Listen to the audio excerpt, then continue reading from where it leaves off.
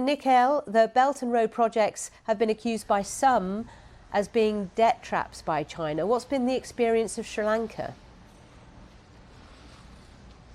Well, it's really been a mixed legacy here in Sri Lanka, Sally. I mean, largely speaking, this whole debt trap theory has been debunked by several international economists and several studies that have been done independently. And what we've been seeing here in Sri Lanka is that there are certainly some good projects. So the Colombo International Container Port right behind me is considered one of those good projects under BRI. And then there are, of course, the projects that have turned sour.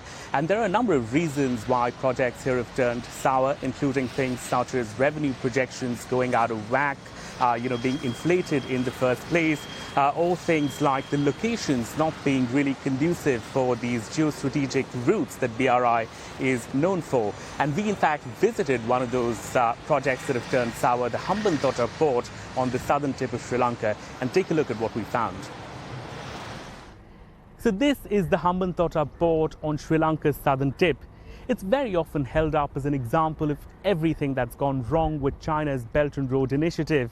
It was started in 2010, but very quickly Sri Lanka actually had to lease it out to China for 99 years because it wasn't generating enough revenue for them to repay the debt.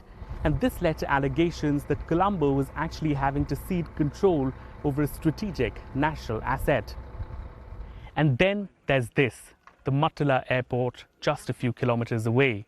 It's yet another example of a BRI project that's gone wrong.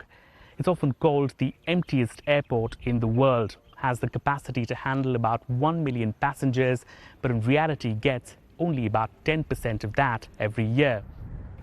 For all the failures, the BRI has delivered significant successes in Sri Lanka as well. The Colombo International Container Terminal is one example.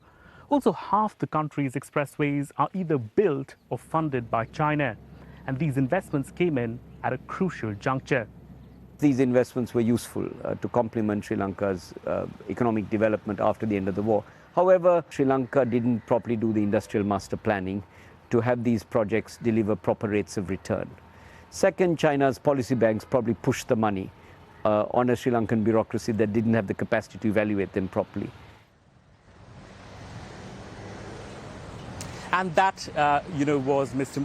Wignaraja, who was speaking to me earlier. He, in fact, even told me that he doesn't really expect more fresh BRI lending to happen to Sri Lanka over the next 5 years as this country really restructures a lot of its earlier debt with China. Some other countries have also soured on BRI, Sally. I mean, we have heard of reports that Italy hinting that it wants to get out.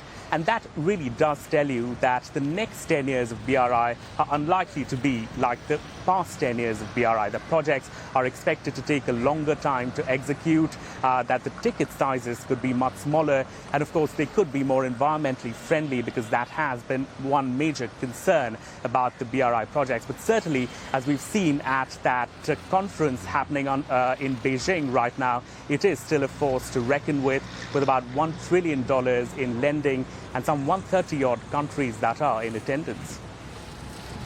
OK, Nikhil, thank you so much. Nikhil Inamdar there in